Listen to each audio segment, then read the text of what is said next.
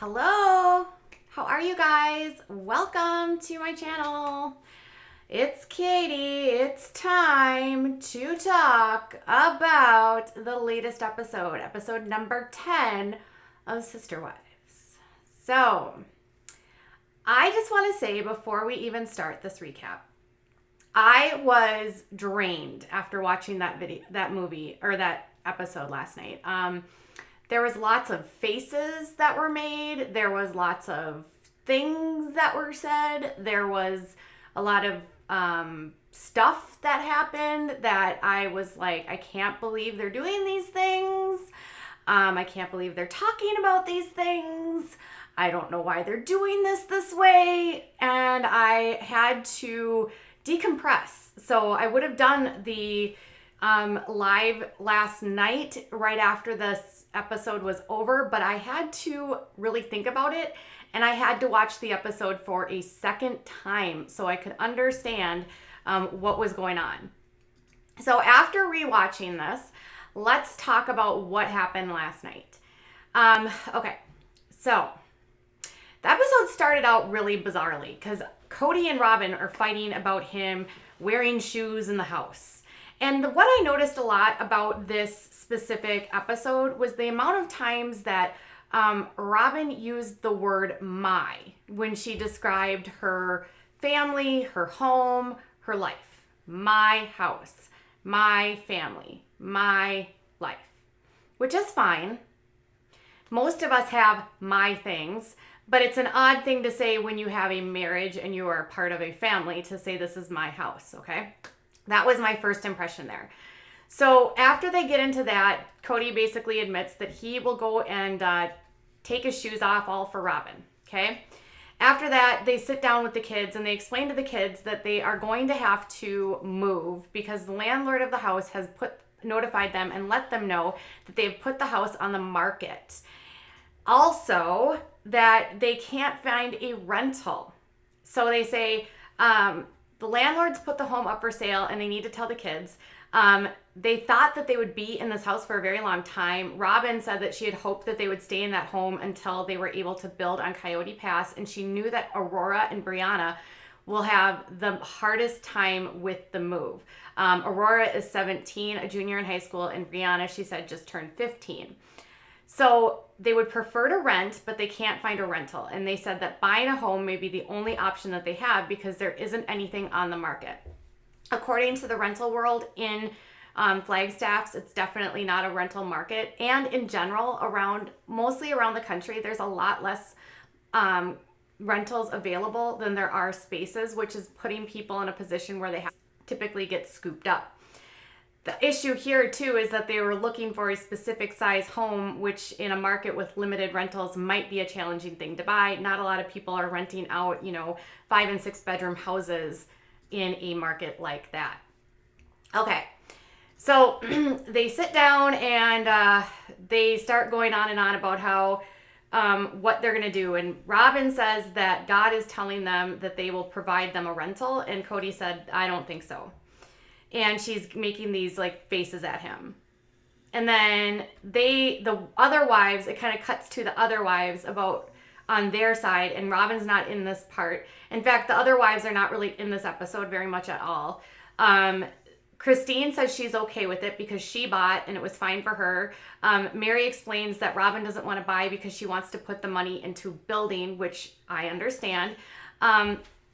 But Christine says that either way, whether she buys or rents, it's not a big deal. It won't set the family back, but that's actually not true because the equity that they got from Robyn's home would then be put into the new house that she's buying, not into building. So I understood Mary and Robyn's point of view here. So the kids are super stressed out about it. Aurora says that she'll have flashbacks about moving, and Kody jokes that the kids should all just share one room, or that they should all share a room with Dayton, or that Ariel should share a room with them. Kody and Robyn admit that they are currently sharing a room with Ariella, and Kody says he could use a break from her, but she can't handle a break from him, probably because you have children that rarely see you but 4 times a week when you have houses all over the city of Flagstaff. Yeah, that's true, Kody. So he then makes this analogy that it's a CRAP sandwich that they have to do, that the kids have to eat by moving, but at least they're eating a CRP sandwich in a beautiful place where the kids want to live. Because all the kids say that they love living in Flagstaff. But then he does this thing where he says that, so they go to the other wives at this place. Christine says she loves living in Flagstaff. Janelle says she loves living in Flagstaff. Mary says that she likes living in Flagstaff, but she does not feel settled there. Then Kody and Robyn get into another argument about moving, and she says God has a plan for them to move. God needs to show, and she says that God needs to show me our next miracle. He found us a miracle with this rental. Now he's going to find us a miracle with our next rental. And Kody's just like, there isn't a home for rent that we need. He says that buying a home will allow them to find the size that they need. And again, they're doing this all in front of the kids, by the way. All in front of the kids. And then they argue about God wanting them to rent versus buying. And Robyn's like, why would God delay us going out to the property? And then Kody is like, God is telling me that we should buy. Then they start talking as they're sitting with the kids. Again, they go cut to the kids again. And they go and they start talking about the one house idea. So remember, he had that idea that he was going to build one home. And Brianna, he's like, well, the one house idea isn't really going to happen anymore because some of the wives weren't really into it. And he said, actually, Christine didn't want the one house. Way to throw Christine under the bus again and drive right over her. Like, he's been doing that all season, but what can we expect? And Brianna says that she would love to live in one house. And then they interview all the other kids in a separate, cut to interview. And all the kids say that living in one home would all be best for them. They would love to spend more time with each other.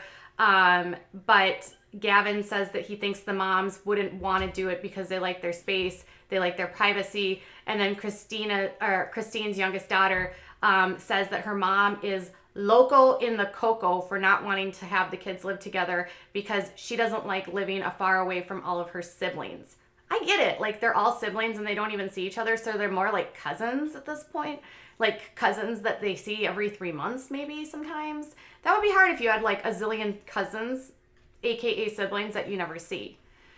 Then after that initial is all over, that first fight is all over. There'll be another one, just wait.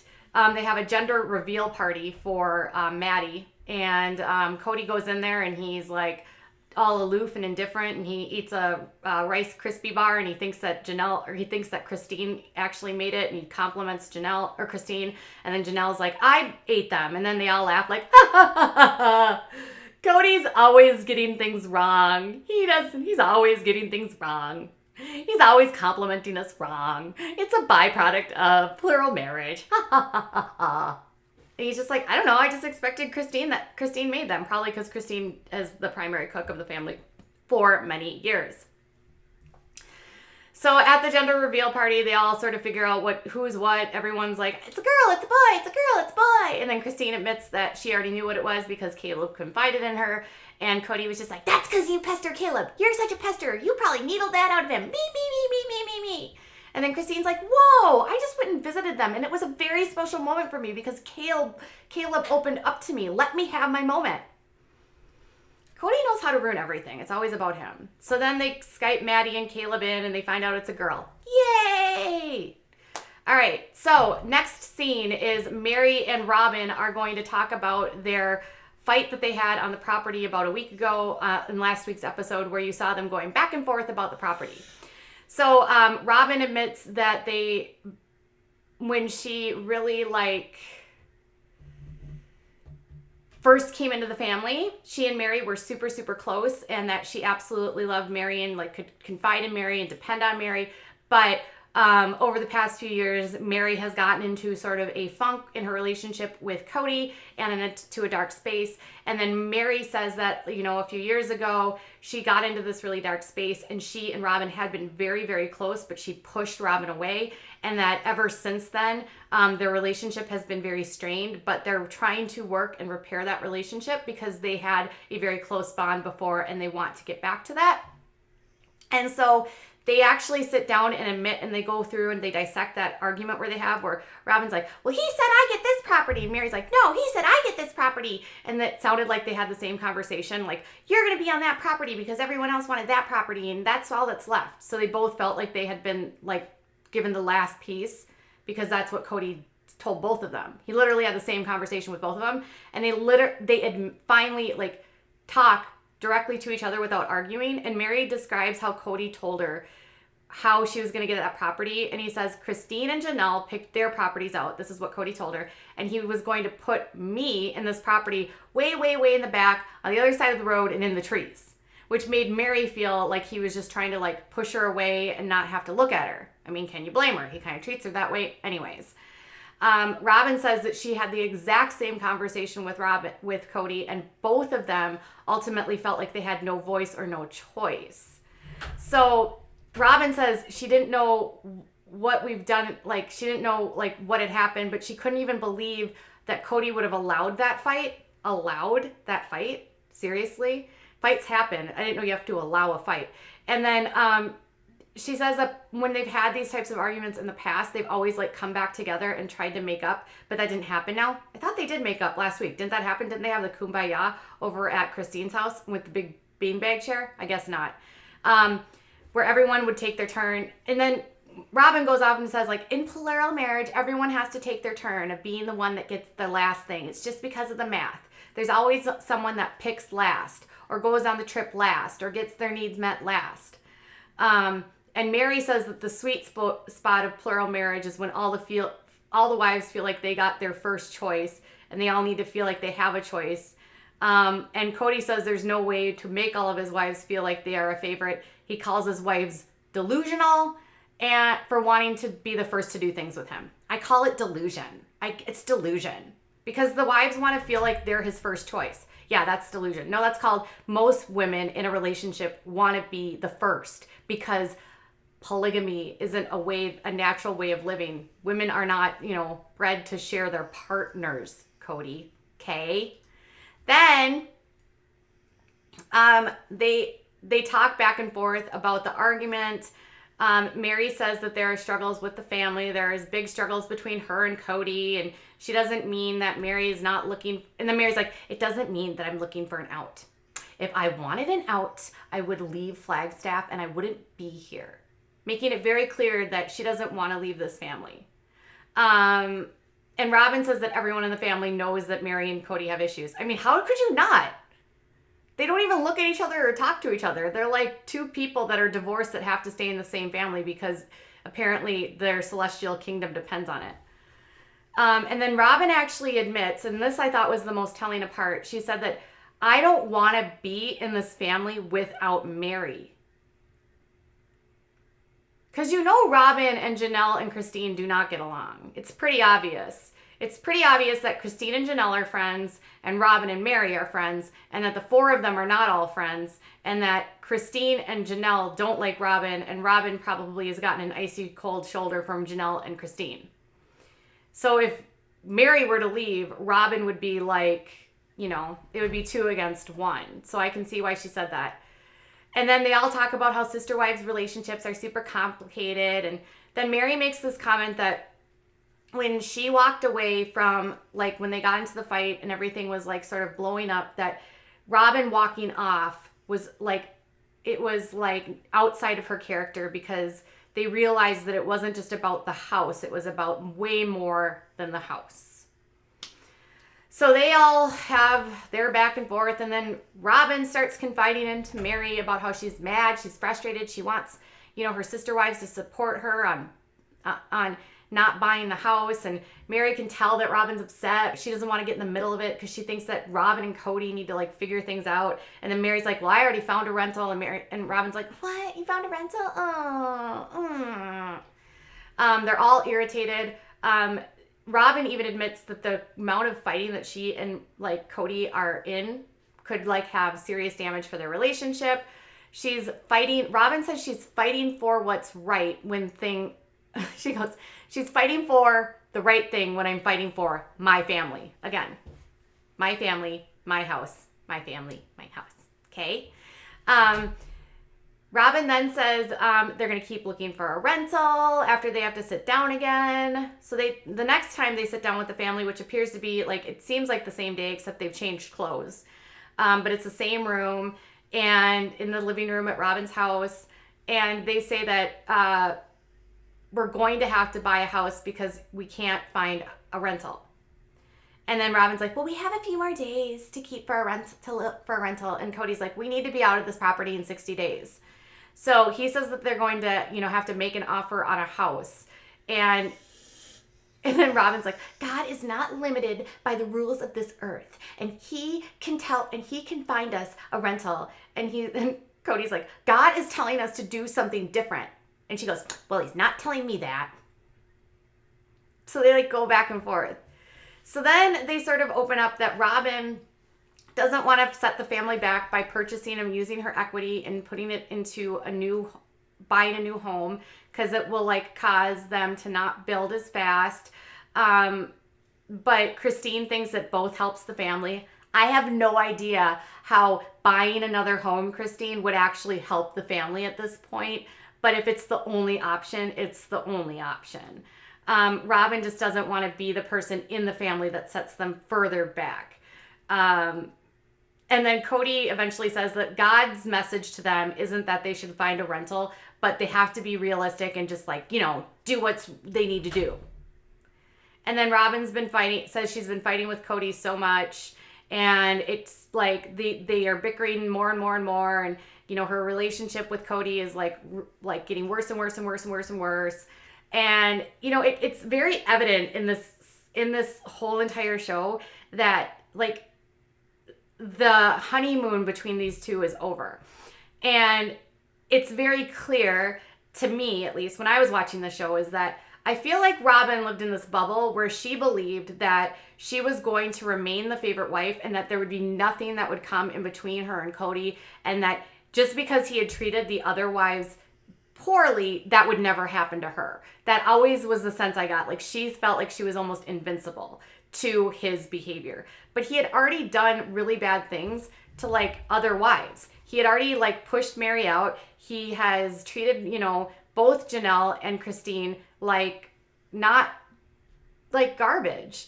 And I think she's finally realizing that if he can do that to 3 other women, he can do that to me. And she's seeing that he's doing that to her. And it's very clear that Robyn is not the favorite anymore. She's not even close to the favorite. I don't even know that Kody likes any of his wives at this point in time. So they start getting into a fight in front of the kids. And this is where it gets crazy. So Aurora is 17, and she says she's upset that they won't be able to build on the property, and she wanted to experience it with the family before leaving for college. Robyn says that she doesn't want to invest in real estate, not while they have families and rentals, and Kody's just thinking about this as a rental portfolio. Kody says that Robyn is stonewalling his purchase. He literally says that in front of the kids, and that she's not agreeing to this. He says to the kids, Mom has rejected every home that does not have 5 bedrooms. She says we need 6 bedrooms. I've never seen a 6-bedroom on the market. Because she says that the kids all need their own bedrooms, which, by the way, they don't. Your kids don't need their own bedrooms, Robyn. And if you truly wanted to be flexible in this situation, Robyn, you would just get a 4-bedroom and you would pile your kids in bunk beds and make them cohabitate together for a few months while you work on building. Nobody plans to get a rental that's going to fit all of their needs. Rentals are temporary. So in this point, I could actually see their point of view. You can't expect to have your rental be your perfect house, right? That was my thought. Robyn, stop. I've never even seen a 6-bedroom house for rent, literally ever. So, but again, they're doing this in front of the kids, which, by the way, why would you have this argument in front of the kids? Why would you throw the mother of your children under the bus in front of your children? Why would you speak so poorly of her under the bus, in front of the children, which is then reverberated and felt by the kids, who then are starting to get anxious about it. So Kody gets to a point that he says that I will dissolve our partnership on agreement, and I will go and buy a house without her. He says, I know those are threatening words, but I would rather be a team than be like going against like her Stonewall. I need to house my children more than she needs to get her way. I get it. Like, they need to find a place, and Kody's trying to find the answer. I totally get that. At least he did not say that in front of their faces. But the way that it seemed when he said that was that he's willing to throw away what she and them, what they've agreed upon about their partnership, about their union. Like, it's like as a transaction. Like, I'm just going to be the leader here, and I'm going to do what I want. Which, when he said that, I was like, does anyone not see now that Mary divorcing Kody was not a choice? It was Kody saying to her, you're going to divorce me because this is what I want and you have no choice. Just like, we're going to buy this house because this is what we have to do and you have no choice. It was very clear that that was what happened with him. So anyway, they haven't found a single 5-bedroom on the market. They've only found a few 4-bedrooms, blah, blah, blah. Then Robyn goes back and says that the impact that this will have on the family by continuing to be separated and buying, it will destroy the family. And that the family has already become 4 separate families, and they're living as 4 separate families. And when you operate like 4 separate families, that you're not one large family. And she wants her children living as one large family, not as 4 separate families. So Robyn wants plural families in one area. Kody's just like, we just need to find a place to live. So this all gets Aurora super, super, super, super upset to the point that she starts twitching and having a panic attack. And I felt for her in this moment because no child should be around these types of conversations that are really adult decisions. And no child should have to see their parents fighting. Listen, it's an inevitable part of having kids is that sometimes you're going to fight about your kid, like you're going to fight about in front of your kids. But in this situation, it was a planned conversation, so it didn't have to turn into a fight. It could just have been like, you guys need to prepare to move. Your mom and I are still looking for a place to live, and that be the end of it. But instead, it had to be, your mom is being the bad person here. I'm doing everything that's right. Your mom is wrong. I'm right. And then that creates Aurora to go into this like spiral. And she says it's difficult to process things. Her thoughts are going a million miles an hour and nowhere at the same time. I totally relate to that because I have panic disorder. And then she just starts shaking and she can't talk and she can't walk. And Kody has to pick her up and move her and like carry her to her bedroom. And they like, Kody's like, I don't feel responsible for this. And Robyn says she's feeling the disruption. She misses Kody. She misses the family. She wants to be able to like be with Kody more frequently and be with her family more frequently. And my thought was like, it's not even just so much about her having this disruption with the family, but that she's already gone through a massive loss, because we always forget that there's a biological father that may or may not have done the things that Robyn says he's done, that signed over his rights. And so Aurora has already lost a father. She's already lost a biological father, and Kody adopted her. So when she sees Kody and Robyn fighting, it probably has a very traumatic effect on her because she's remembering she lost dad. And unless the kids have counseling to work through that, there's really no way to help that. So Kody says they're working with, a counselor or a doctor on this. Who knows where they're at. Even, Robyn tweeted that they're working on a doctor on it. But to be honest, I mean, she said that she's having these panic attacks 3 to 4 times a week. And I just feel like if you're having that much frequency, you need to have, like, they're just going to put her to bed. Like, I don't know if she's on any sort of medication, but I will say that if you're having that frequently, I would be talking to your doctors about what you can do from a medical perspective to help so that she doesn't have these panic attacks to begin with, and what kind of coping strategies she can find through therapy. So anyways, that's how the episode ends. They put her away in bed and she goes to sleep. And next week, it's going to be more of Robyn and Kody fighting, and Mariah and Audrey talking about the LGBTQ plus life and their LDS back, or their polygamous background. So what is the actual current status of their situation? Robyn ultimately buys a house. She buys a house not far away from Coyote Pass, about a block and a half away. And she buys the house for $925,000, a 5-bedroom, 4-bath house in August of 2019. Mary gets a rental in October of 2019. It's $4,500 a month and 4,000 square feet. Janelle is the only person that's actually being like conservative here. She rents for $2,850 a month for a 5-bedroom, 4-bathroom house. How is it that Mary and Janelle were able to find these homes and Robyn wasn't? That makes no sense to me. And Christine and Kody's house is a 3-bedroom, 3-bath home, and they spent $520,000 on their house. Why does Robyn get the humongous house? That makes no sense to me. Why do you need that much space? Why does Mary need a $4,500 a month for a rental and 4,000 square feet for one person? Why does Mary need that house? Other than to pull rank and get what she wants. I don't understand that at all. Not at all. You don't need that size house, Mary. You're one person. Okay, so that's all I have for today. There was some back and forth on Twitter that was happening during the live stream or during the show last night. So I'll be doing a stream later about that today. And if you are a Love After Lockup fan, somebody connected to Clint of Clint and Goddess Tracy reached out to me, and they have told me that Clint might want to have an interview. So I'm working with his supposed other woman, and we might be doing a 3-way interview with Clint, the other woman, and me, talking about what's going on with him and Goddess and going through all the lies in the media. So hang tight, and I'll let you guys know when that goes live. All right, have a great day, everyone. Make sure before you go, make sure you subscribe to my channel if you haven't yet, and give the video a thumbs up. Thank you so much. Bye.